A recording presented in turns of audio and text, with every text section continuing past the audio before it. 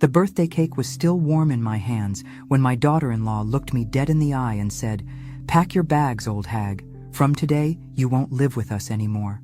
My son David just nodded like a bobblehead doll and said absolutely nothing. So I stepped outside, made one phone call, and exactly 1 hour later, that shrew was homeless. If you're reading this story, please hit that like button and let me know in the comments where you're reading from. I love connecting with people who understand family drama. But let me back up and tell you how we got to this delicious moment of justice, because honey, this story has more twists than a pretzel factory. 3 years ago, I was Margaret Thompson, recently widowed at 65, sitting in my lawyer's office thinking my world had ended. My Robert had been gone for 6 months, and the loneliness was eating me alive like termites in old wood. That's when my son David called with what seemed like a lifeline. "Mom, Jessica and I have been talking," he said, his voice carrying that careful tone he used when he was about to ask for something. "Why don't you come live with us? Tyler would love having Grandma around, and we could all help each other out." I should have known better. Jessica had never liked me from day one. Not since David brought her home 15 years ago with her perfectly straight blonde hair and her way of making everything sound like a question, even when it wasn't. "So, Margaret, you're really going to wear that to the restaurant?" But grief makes you stupid, and I was drowning in it. The house felt too big, too quiet, too full of memories that cut like broken glass every time I turned a corner. So I said yes. Looking back now, I realized that was exactly what she was counting on. The first few months weren't terrible. Tyler was 5 then, all gap-toothed grins and endless energy, and he genuinely seemed happy to have me there. David worked long hours at his accounting firm.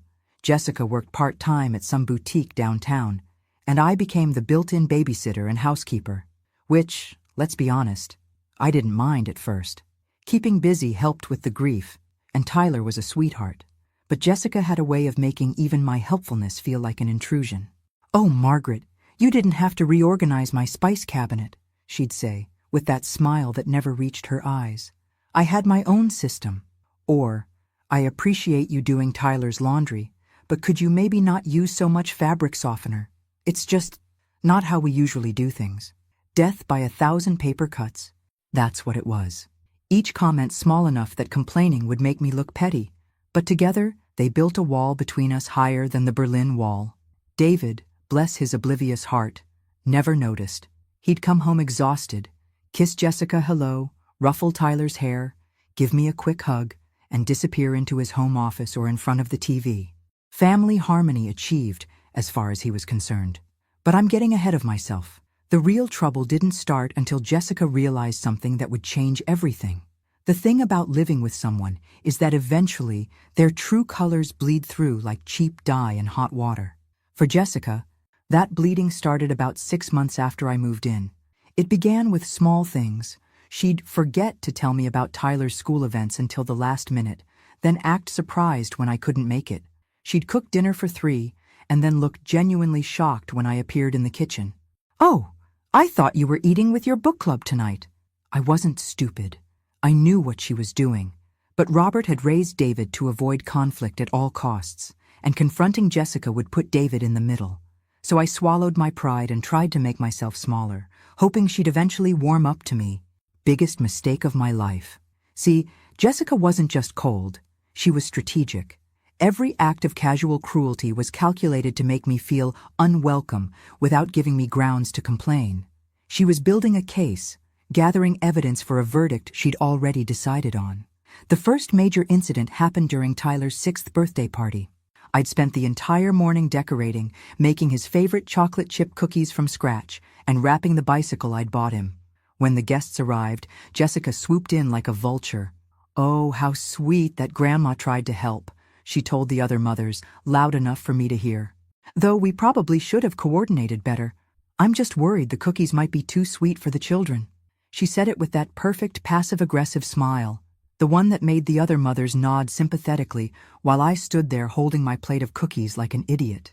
Later, I watched those same cookies disappear faster than evidence at a crime scene, but by then the damage was done. David missed the whole thing.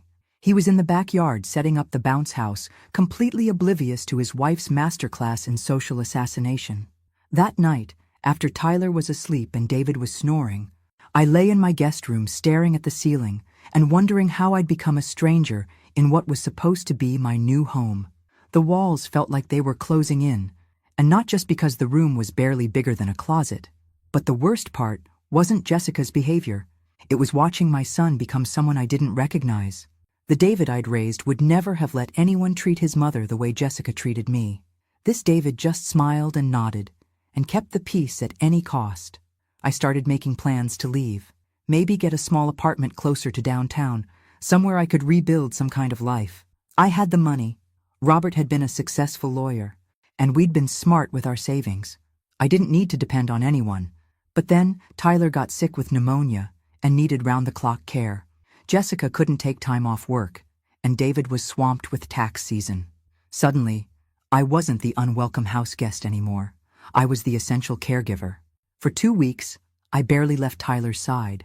I made him soup, read him stories, monitored his temperature, and slept in the chair next to his bed.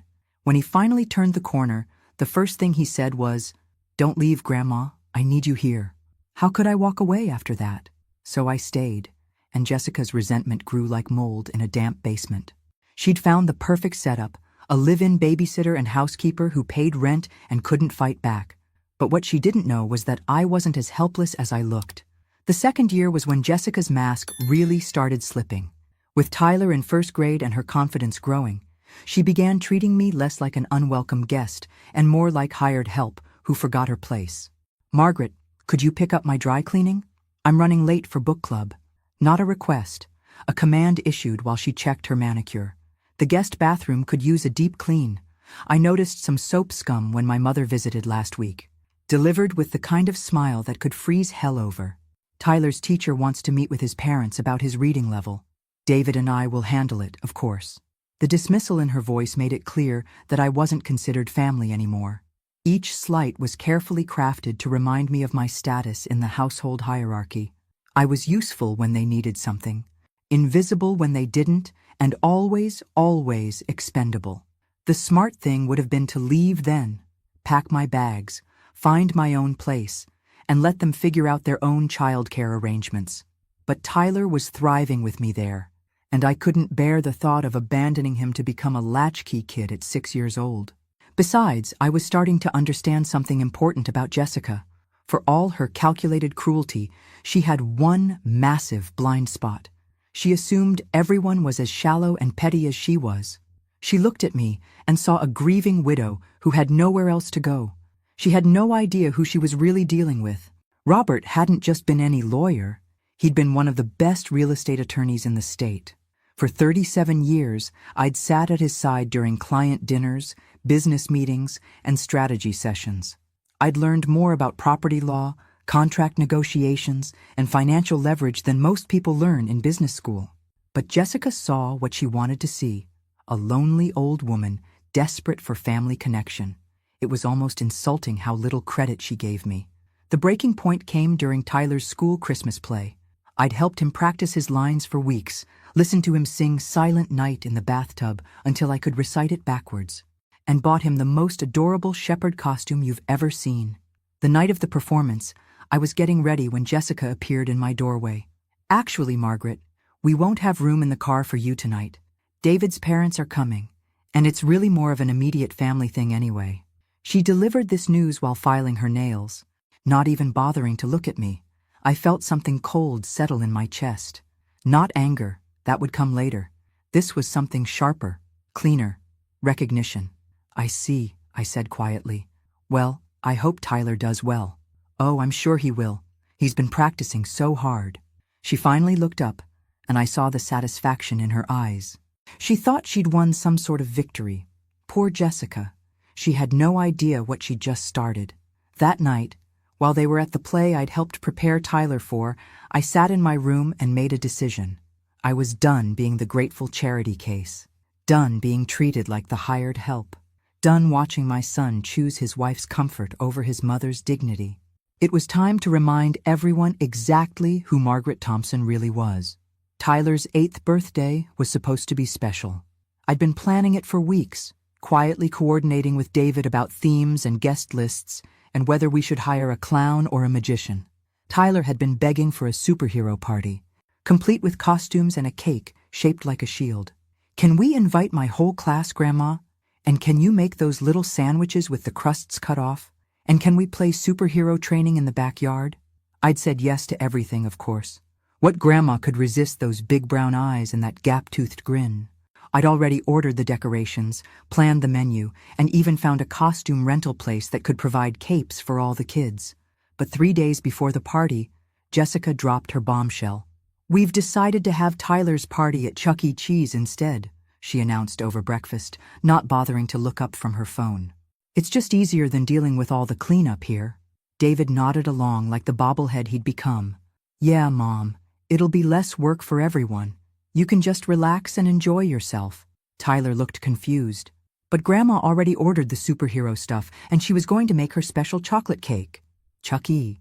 Cheese has perfectly good cake, sweetheart," Jessica said in that sugary voice she used when other people were listening. "And they have games. It'll be so much more fun than a boring home party." I watched my grandson's face fall. This was the kid who'd been drawing pictures of his superhero party for weeks, who'd practiced his training course in the backyard until he could run it with his eyes closed. But Jessica had decided, and David wasn't going to fight her. "That's fine," I said calmly, cutting my toast into precise squares. "I'm sure Tyler will have a wonderful time." Jessica shot me a sharp look, probably expecting more of a fight. But I'd learned my lesson about picking battles I couldn't win. This one, I'd win differently. "Actually," I continued, "I was thinking of taking a little trip that weekend anyway. Visit my sister in Portland. I haven't seen Helen in months." Complete lie. Helen lived in Florida and we talked twice a year. But I needed an excuse to be somewhere else when Jessica's perfectly planned party inevitably fell apart. "Oh." Jessica looked almost disappointed. "Well, if that's what you want to do." What I wanted to do was shake my son until his brain rattled back into place. But instead, I smiled and asked if anyone wanted more coffee. The morning of Tyler's birthday, I was up early making pancakes shaped like superhero symbols when Tyler shuffled into the kitchen in his pajamas. "Morning, birthday boy," I said, flipping a Batman pancake onto his plate. 8 years old. Can you believe it?" He climbed onto his stool and poked at the pancake with his fork. "Grandma, are you really going to miss my party?" My heart cracked right down the middle. "Oh, sweetie, I'm not missing it. I'll be thinking about you all day, and I want you to tell me about every single game you play, okay? But it won't be the same without you there." His voice was so small it nearly broke me. I knelt down next to his stool and took his hands in mine. "Tyler, listen to me. Sometimes grown-ups make decisions that don't make a lot of sense. But no matter what happens, no matter where I am, I will always, always love you. You understand that?" He nodded solemnly, and I kissed his forehead. Then I went upstairs to pack my overnight bag, even though I had no intention of going anywhere. Sometimes the best revenge is letting people get exactly what they ask for. The real party was supposed to start at 2 o'clock.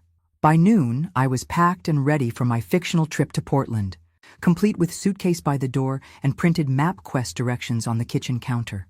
Jessica was running around like a chicken with its head cut off, trying to get Tyler ready and coordinate pickup times with other parents. "David, did you remember to confirm the reservation?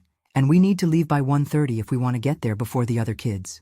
"Tyler, please go brush your teeth and put on your good shirt." I watched the chaos from my perch at the kitchen table, sipping my coffee and reading the newspaper like I didn't have a care in the world. Inside, I was counting down the minutes. At 12:30, my phone rang. "Is this Mrs. Thompson?" "This is Cheryl from Chuck E. Cheese. I'm so sorry to call last minute, but we've had a kitchen fire and we're going to be closed for the rest of the weekend." I schooled my expression into concern, while Jessica turned 3 shades of pale. "Oh my goodness, is everyone okay?" "Everyone's fine, thank you. We tried calling the number on the reservation, but it went straight to voicemail." I glanced over at David, who was frantically checking his phone. "Dead battery," he muttered. Jessica was spiraling. "But what are we supposed to do? The kids will be here in an hour. I already told all the parents." "I'm sure you'll figure something out," I said gently, standing up and checking my watch. I really should get on the road before traffic gets bad. "But Mom," We need help. David looked genuinely panicked. Can't you postpone your trip? I tilted my head thoughtfully, as if I was really considering it. Well, I suppose I could call Helen and reschedule. Jessica's jaw was so tight I thought she might crack a tooth. She knew she needed me, but asking would be admitting that all her careful planning had been useless. Pride and desperation warred across her face like a nature documentary. Finally, Tyler made the decision for her. Please don't go, Grandma. We can still have the superhero party, right? You still have all the decorations. And there it was. The moment I'd been waiting for. Oh, sweetheart, I don't know. Your mom and dad already decided on Chuck E. Cheese. I wouldn't want to interfere with their plans. Jessica looked like she was swallowing glass. Maybe we could combine both ideas. Have the party here but still make it fun like Chuck E. Cheese. I pretended to consider this. I suppose that could work, though we'd need to completely redecorate, and I'd have to make the cake from scratch, and we'd need to set up activities for 12 8-year-olds with about 30 minutes notice. Can you do it? David asked hopefully. I smiled at my son. Really smiled. For the first time in months. David, honey, I've been throwing parties since before you were born. The question isn't whether I can do it. The question is whether you want me to. What followed was the most satisfying hour of my life. While Jessica stood in the corner trying not to have a nervous breakdown, I transformed their sterile modern living room into superhero headquarters. I had David hanging streamers while I whipped up a 3-layer chocolate cake with buttercream frosting. Tyler helped me set up the obstacle course in the backyard, chattering excitedly about how this was going to be the best party ever. By the time the first kids arrived, you'd never have known we'd thrown the whole thing together last minute. The house looked amazing, the cake was perfect, and Tyler was glowing with excitement. But Jessica's humiliation was just getting started. As parents dropped off their kids, they kept complimenting the decorations, asking for my cake recipe, and telling Tyler how lucky he was to have such a creative grandmother. Jessica stood there smiling tightly and accepting praise for a party she'd nearly destroyed. This is incredible, said Tyler's teacher, Mrs. Patterson. You must have been planning this for weeks. Oh, well, it was really a team effort, Jessica managed, while I bit back a laugh. The real kicker came when Tyler blew out his candles.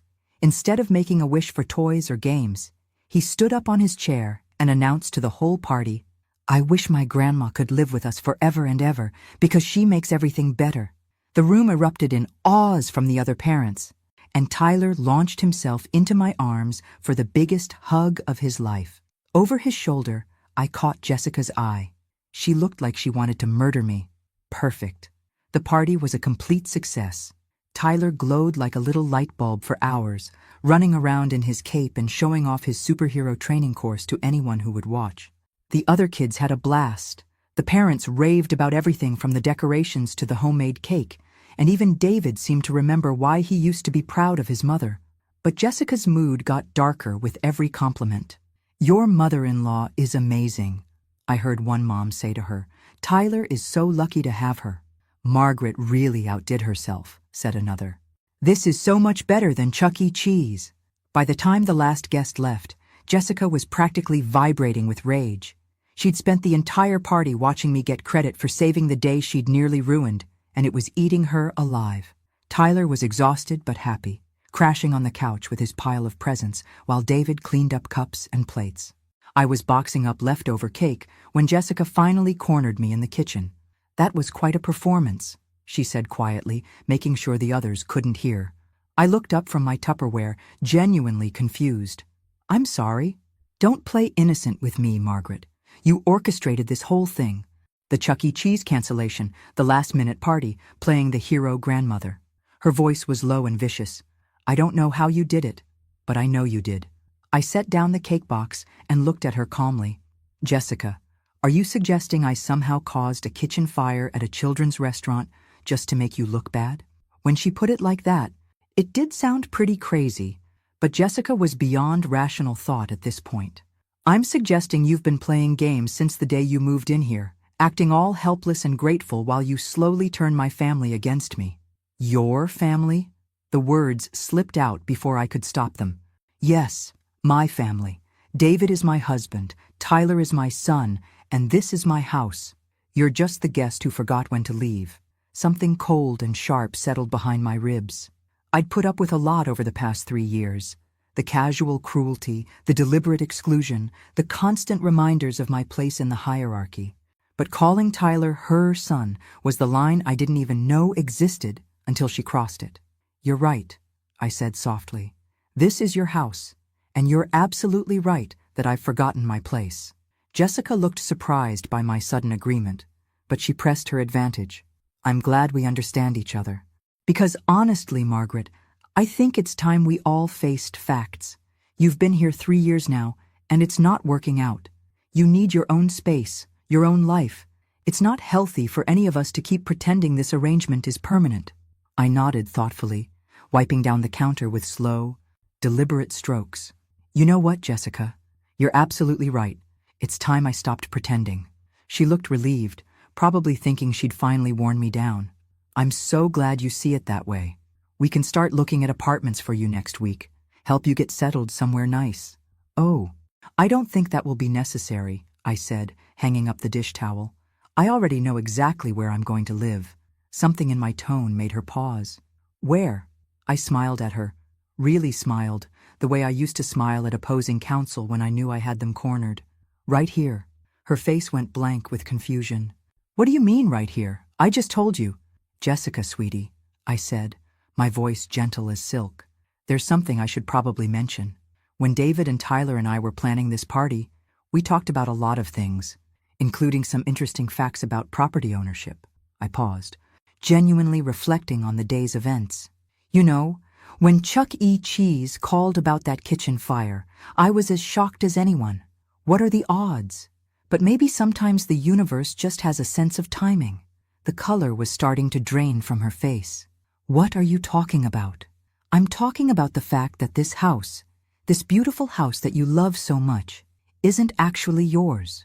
I leaned against the counter, perfectly relaxed. It's mine. The silence stretched between us like a tightrope. I could practically see the gears turning in her head, trying to process what I'd just said. That's impossible, she whispered. Is it? See, when Robert died, I inherited quite a few properties. This house was one of them. I've been letting David and you live here rent-free for the past 5 years, ever since you got married. I thought it was a nice wedding gift. I paused, letting that sink in. But I'm starting to think I've been too generous.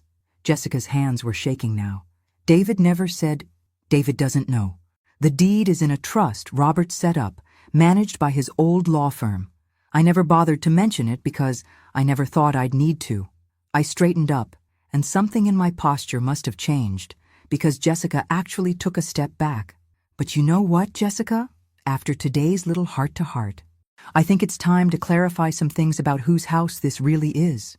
Her mouth opened and closed, like a fish gasping for air.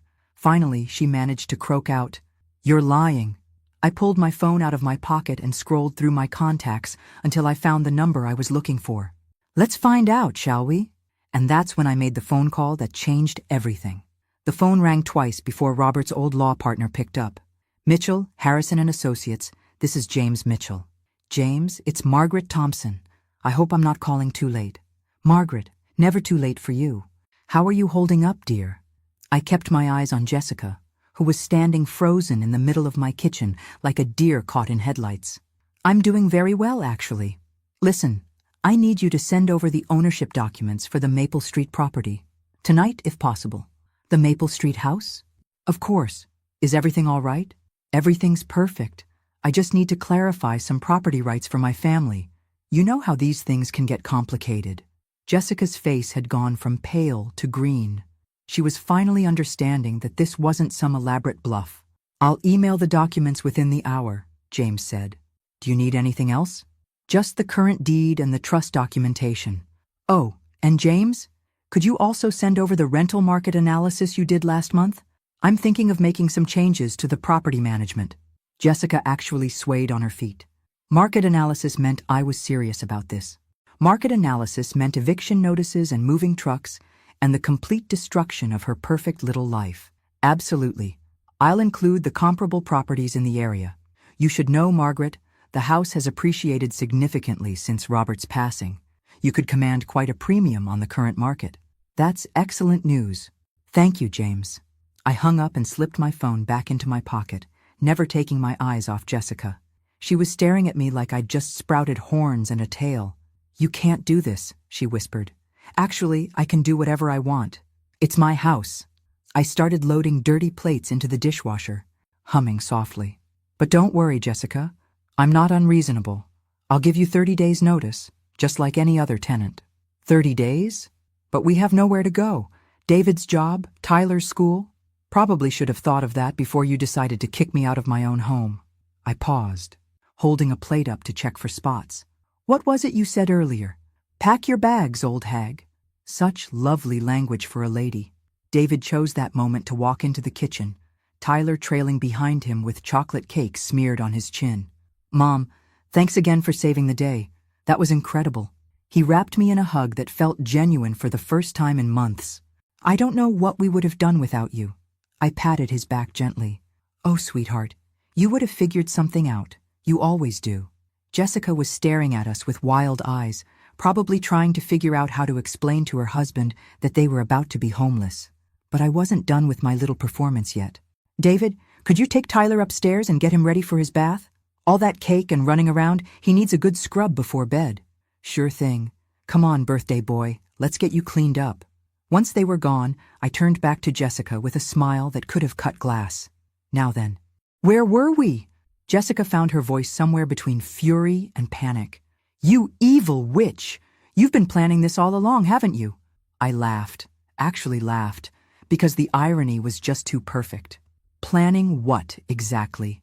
Planning to be treated with basic human decency in my own home? Planning to not be called an old hag on my grandson's birthday? Honey, if that's evil planning, then I'm guilty as charged. David will never let you do this.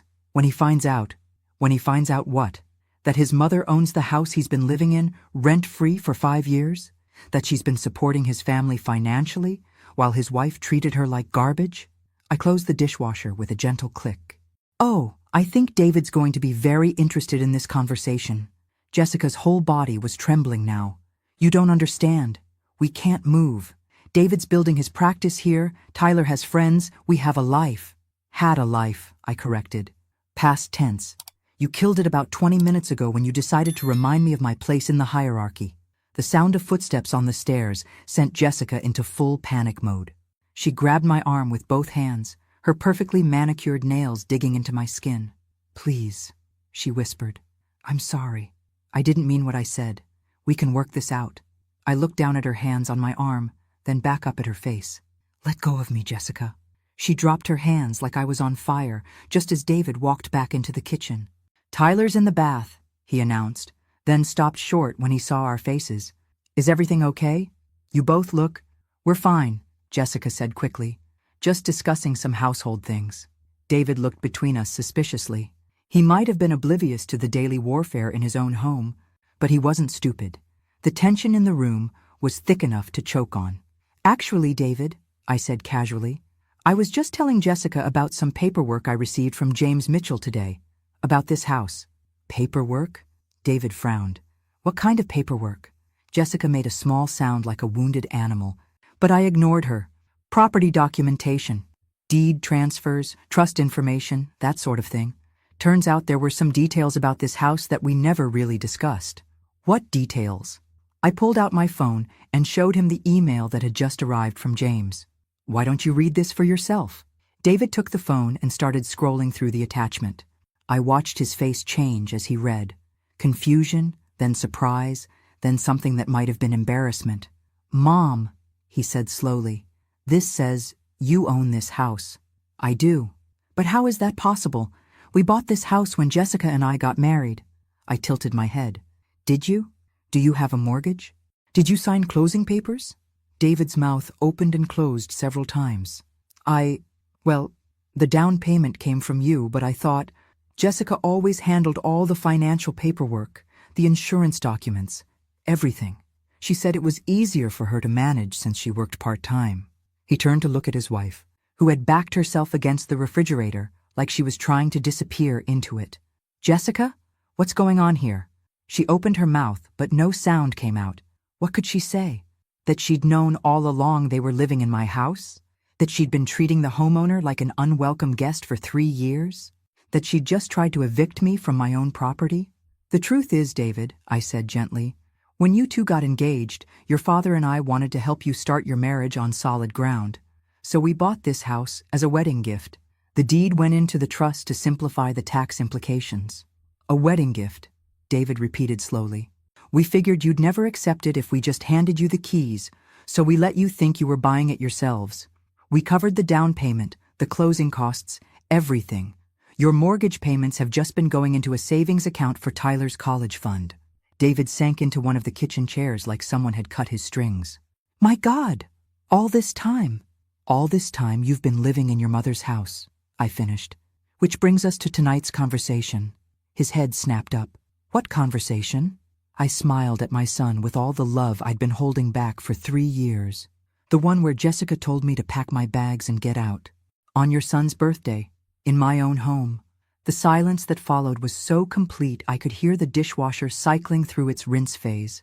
David looked at his wife with an expression I'd never seen before, like he was seeing her for the first time and didn't like what he was looking at.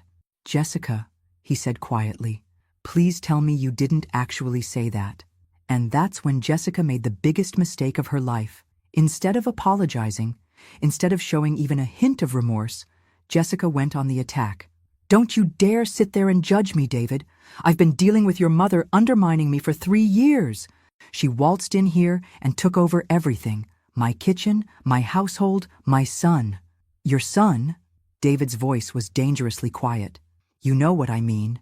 She acts like Tyler is more hers than mine. She's always swooping in to save the day, making me look incompetent in my own home. Her own home, David corrected. I didn't know that, Jessica screamed. How was I supposed to know she was keeping secrets about who owns what? I watched this meltdown with fascination. Jessica was doing something I'd learned never to do in Robert's courtroom. She was digging herself deeper instead of cutting her losses. And another thing, she continued, pointing an accusatory finger at me. She's been playing games this whole time. The Chuck E. Cheese cancellation, the last-minute party, making herself look like the hero while I look like an idiot. David turned to me with raised eyebrows. Did you somehow cancel the Chuck E. Cheese reservation? Of course not, I said truthfully. I'm not a magician, David. Sometimes restaurants just have kitchen fires. Jessica laughed bitterly. Oh, how convenient. Everything always works out perfectly for St. Margaret. You're right, I agreed. It was convenient, almost like the universe was trying to tell you something about treating people badly. That's when Jessica really lost it. I'm sick of this. I'm sick of pretending to be grateful for your precious presence in our lives. You want to know the truth?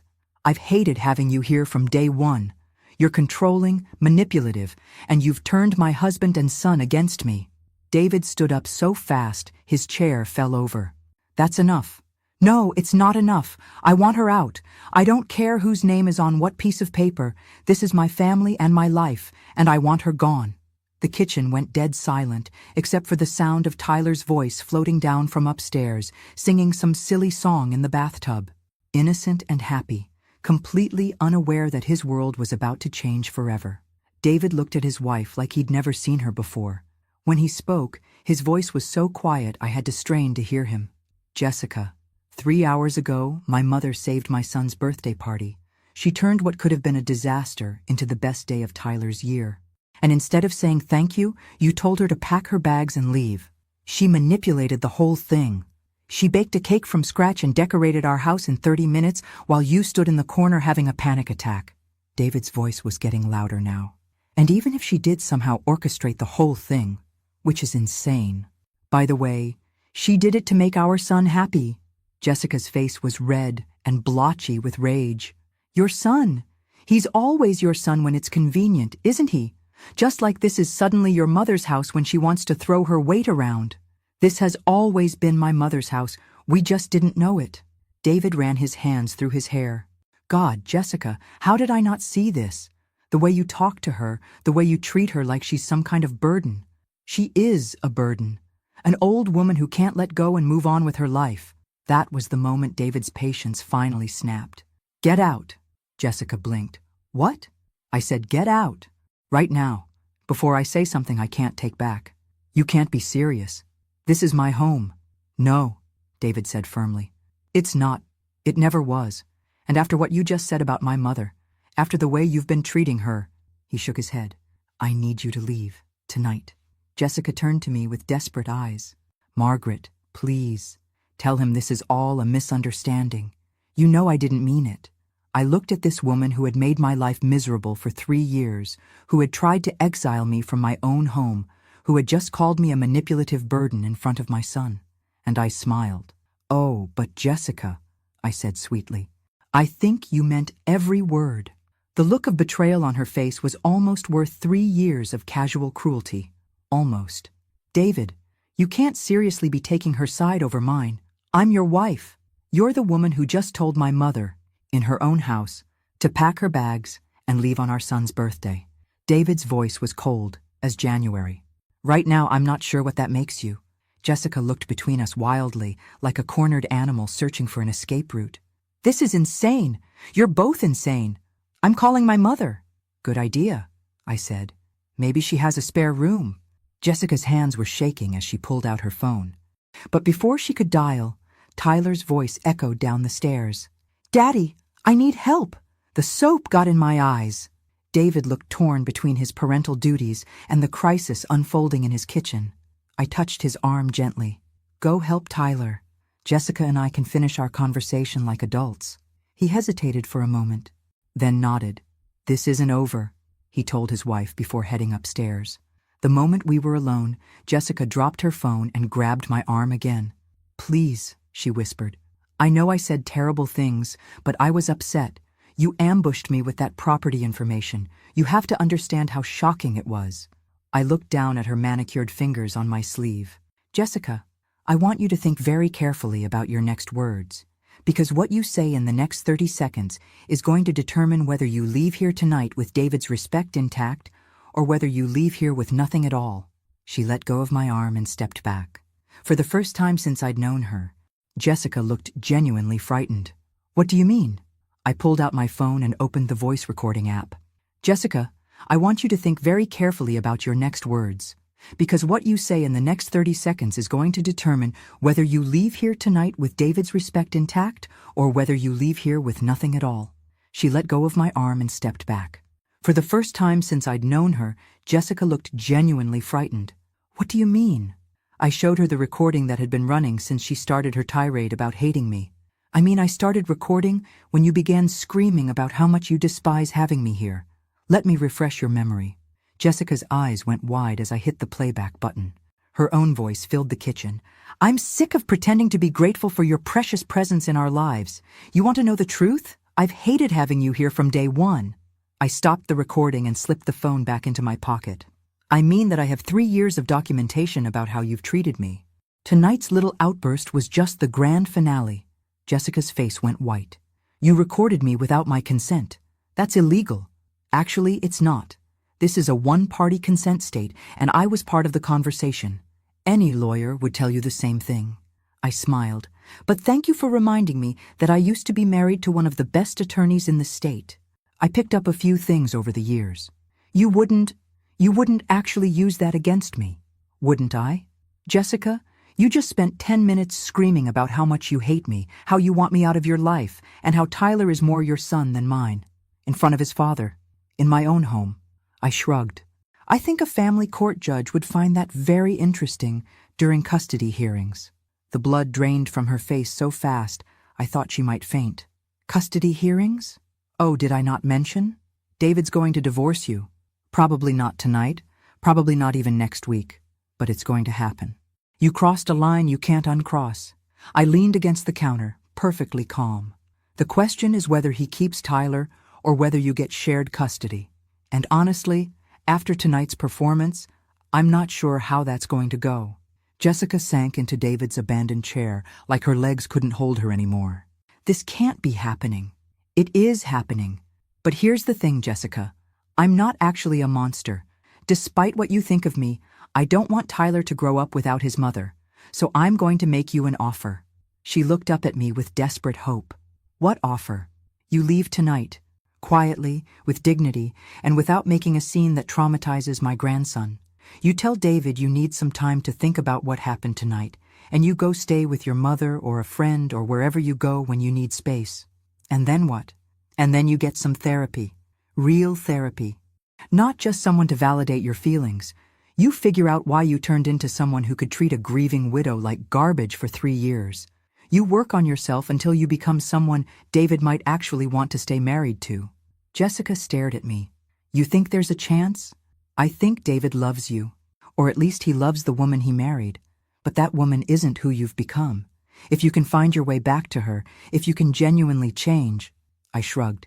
Maybe there's hope. And if I don't leave quietly? My smile turned sharp enough to cut steel. Then I play that recording for David. For Tyler's school counselor. For your book club friends. And for anyone else who wants to know what kind of person you really are. And when the divorce proceedings start, I make sure everyone knows exactly how you treated the woman who opened her home to you. Jessica was crying now, silent tears streaming down her perfectly made-up face. Why are you giving me a choice? I thought about that for a moment. Because Tyler deserves better than a bitter custody battle. Because David deserves a chance to heal. And because I paused, surprised by my own honesty. Because despite everything you've done to me, I still believe people can change. Even you. Footsteps on the stairs warned us that David was coming back. Jessica wiped her face quickly and stood up. I need to pack some things, she said quietly. That's probably a good idea. She started toward the doorway, then stopped and turned back to me. Margaret, I really am sorry. Really am. About tonight, about everything. I studied her face, looking for the lie, but for the first time in 3 years, Jessica looked genuinely remorseful. I know you are, I said softly. The question is whether you're sorry enough to actually change. She nodded and headed upstairs, passing David on his way down. He looked between the empty kitchen and the sound of Jessica's footsteps above us. Where's she going? I handed him a cup of coffee and settled into my chair. She's packing a bag. I think she needs some time to think about what happened tonight. David sat down across from me, looking older than his 36 years. Mom, I'm so sorry. I had no idea she felt that way about you. I should have seen it, should have said something. Oh, sweetheart, I said, reaching across the table to squeeze his hand. You can't protect everyone from everything. Sometimes people have to reveal who they really are before the healing can begin. We sat in comfortable silence for a while, listening to the sounds of Tyler's bedtime routine overhead. Finally, David looked up at me with eyes that reminded me so much of his father. What happens now? I smiled at my son, my dear, oblivious, well-meaning son, who was finally starting to see clearly. Now, I said, now we figure out how to be a family again. 6 months later, I was in my garden planting roses when Tyler came running around the corner of the house, his school backpack bouncing on his shoulders. Grandma, guess what happened at school today? I set down my trowel and brushed the dirt off my hands. What happened, sweetheart? Mrs. Patterson says I'm reading at a 5th grade level. And Marcus invited me to his birthday party next weekend, and he paused for breath. And Mom called Dad during lunch. My hands stilled on the gardening gloves I was pulling off. Oh? And how did that go? Tyler's face scrunched up thoughtfully. Dad looked happy when he hung up, but also kind of sad. Is that weird? Not weird at all, baby. Sometimes grown-ups have complicated feelings about things. Jessica had been gone for 6 months now, living with her sister in Denver and attending therapy twice a week. She called Tyler every few days and had visited twice, staying in a hotel downtown and taking him for carefully supervised day trips. David had filed for separation, but not divorce. Not yet. They were all taking things one day at a time. Is Mom coming to my soccer game on Saturday? Tyler asked, plopping down in the grass next to my flower bed. I don't know, sweetheart. You'll have to ask your dad when he gets home. The truth was, Jessica had been asking to come to more and more of Tyler's activities. Her therapist had apparently told her that rebuilding trust meant showing up consistently for the small things, not just the big gestures. It was progress, I supposed, though I wasn't entirely convinced it would last. But Tyler was happier than I'd seen him in years. Without the constant tension between his parents, he'd blossomed like a flower, finally getting enough sunlight. His grades were better, he'd made new friends, and he'd started calling this house home instead of Mom and Dad's house. David was a different story. He was a good father, working hard to give Tyler stability and normalcy, but I could see the loneliness eating at him. Some nights I'd find him sitting in the living room after Tyler went to bed, just staring at his wedding ring like it held answers to questions he didn't know how to ask. "Grandma?" Tyler's voice pulled me back to the present. "Are you sad that Mom doesn't live here anymore?" I considered the question carefully. Was I sad? Jessica's absence had brought peace to our household, but it had also brought David's heartbreak and Tyler's confusion. The victory I'd thought I wanted felt more complicated now. "I'm sad that our family got broken," I said finally. "But sometimes things have to break before they can heal properly." Tyler nodded solemnly. "Like when I broke my arm and the doctor had to re-break it to set the bone right?" "Exactly like that. Do you think our family will heal right?" I looked at this serious little boy who'd been through more upheaval in 6 months than most kids faced in years, and I felt my heart squeeze tight. "I think our family is going to be exactly what it's supposed to be," I said. "It might not look the same as it did before, but that doesn't mean it won't be beautiful." The sound of David's car in the driveway sent Tyler scrambling to his feet. "Dad's home. I have to tell him about my reading level." He raced toward the front of the house, leaving me alone with my roses and my thoughts. The irony wasn't lost on me. I'd spent 3 years feeling like an outsider in my own home, and now that it truly was my home again, I sometimes wondered if I'd won the right battle. My phone buzzed with a text message. James Mitchell, probably with some legal update about the property trust. But when I opened it, the message wasn't from James. It was from Jessica. "Margaret, I know I have no right to ask this, but could we talk? Not about David or custody or coming home. Just, could we talk? I think I owe you more than an apology." I stared at the message for a long time, listening to Tyler's excited chatter from the front yard and David's warm laughter in response. 6 months ago, I would have deleted the message without responding. 6 months ago, I was focused on winning. But sitting in my garden with dirt under my fingernails and the smell of roses in the air, I realized something important. I'd already won. I had my home, my son's respect, and my grandson's love. Jessica couldn't take any of that away from me anymore. What she was asking for now wasn't surrender or negotiation. It was grace. I typed back, "Saturday at 2 p.m., the coffee shop on Main Street." Her response came immediately. "Thank you." Tyler came bounding back around the corner, dragging David behind him. "Dad wants to see your roses," Tyler announced. "I told him they're the prettiest ones in the whole neighborhood." David smiled at me over Tyler's head. "I hear you've been working miracles out here." I looked around at my garden. Neat rows of vegetables, carefully tended flower beds, fruit trees that were finally starting to produce. It had taken months of patient work, pulling weeds and enriching soil and learning which plants thrived in which conditions. "Not miracles," I said. "Just time and attention and the willingness to start over when something isn't working." David's eyes met mine with understanding. He knew I wasn't just talking about gardening. "Maybe you could teach me," he said. "I think I'd like to learn how to grow something beautiful." I handed him my extra pair of gardening gloves and smiled. "I'd love to teach you. We have all the time in the world." And in my garden, surrounded by my family and the flowers I'd planted with my own hands, I finally understood what victory really looked like. It wasn't about defeating Jessica or proving my worth or getting my way. It was about this: my grandson's laughter, my son's trust, and the quiet satisfaction of knowing that sometimes, when you stand your ground and refuse to let people make you smaller than you are, the universe has a way of making things right. The roses I'd planted that day would bloom for years to come, and so would we. Thanks for listening. Don't forget to subscribe and feel free to share your story in the comments. Your voice matters.